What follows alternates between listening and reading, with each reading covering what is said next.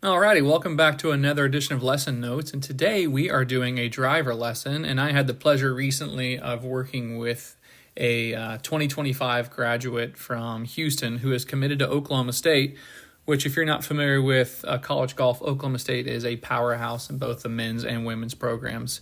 So a lot of fun to work with her. Came into the session struggling with the same misses and contact issues through the bag. So specifically with driver, a lot of toe strikes and a lot of left. Good shots are over curving left. And then with the irons, some fat contact, which generally speaking, if you're towing it with your irons, you're probably also hitting it kind of fat. But in her case, it was hitting the ground a little bit early. The reason I wanted to do a driver video is when we are making changes, we want to see the changes that we make translate to the driver. And so that's why I went here. A lot of times someone will make their 7 or 8 iron look better, but you got to be able to make it happen with the driver. So let's start with the video on the left. And I'm going to draw a couple lines as it correlates with what we kind of worked on.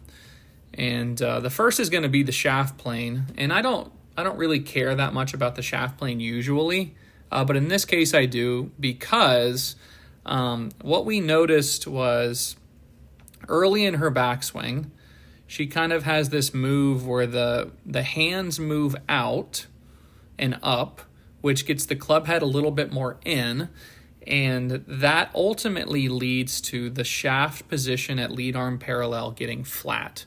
So if you ever have seen someone like roll the club in, their kind of left arm separates from their body, they'll get in this position that is flat. So that hinge plane right there is pretty flat. In most cases, when someone goes back from there, they're going to go back and then they're not going to maintain it, and the club is going to go across. So that this is a very classic pattern of being flat to across. And a lot of that starts with the initial part of the backswing. And I think a lot of that starts in this case because she's trying to get flat, right? You look on video and you see your swing is across the line and you go, I don't want it to look like that. I want it to be more laid off. And so people do that early in the backswing.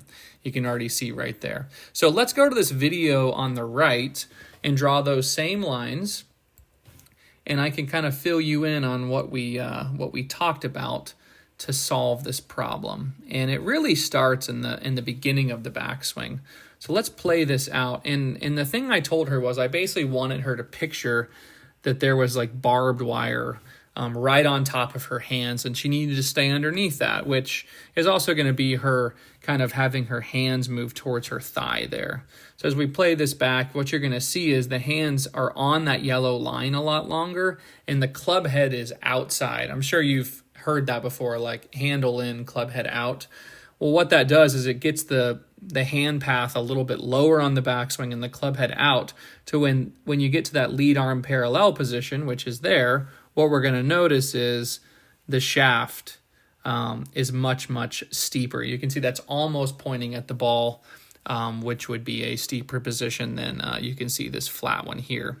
So again, that may be pretty subtle to you, but it's actually a pretty big change because from here, she has the freedom in the backswing just to keep going up, and the club doesn't go across the line very much. It is slightly across there, but it's very, very minimal relative to this one there.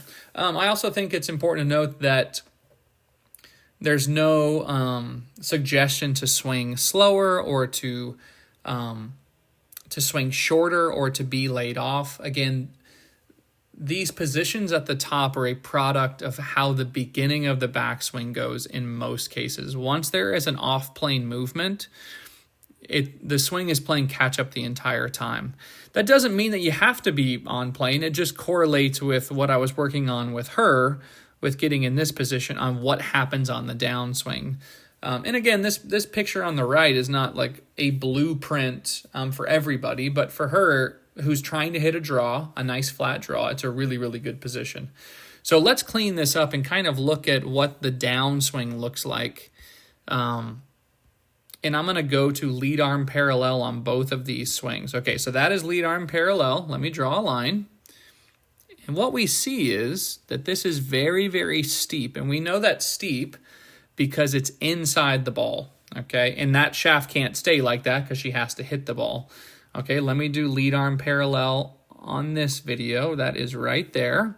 And what we're going to see here is that is pretty darn close to the golf ball. It's not the best line I ever drew, but you can see much, much different. If you're hitting a draw, it's probably going to be a little bit steep.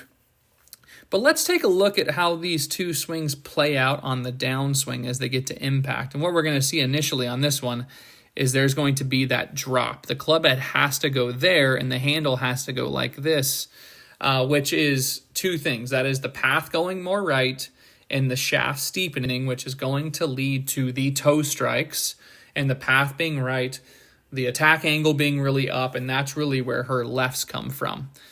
And so you can see there is a very, very steep shaft, and that is causing the toe strikes. And if we play this video out on the right, you can see how there's like very, very little drop in the club head. Again, if we go back, that's a much, much bigger drop. Because the shaft is aiming much closer to the ball at this lead arm parallel, you're just not going to see that much shift. And so she doesn't toe it as much. The path is more neutral. She's not backing out of it.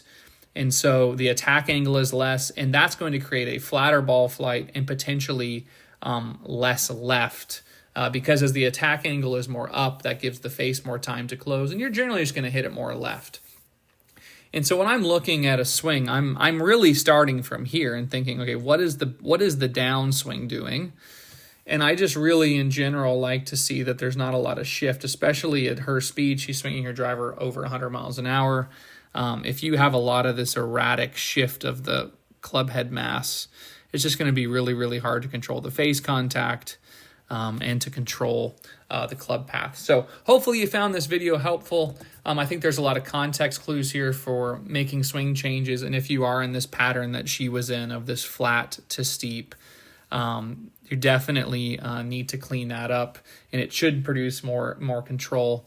Drop a comment if you enjoyed this. If you haven't subscribed, please do so, and best of luck next time you head to the range.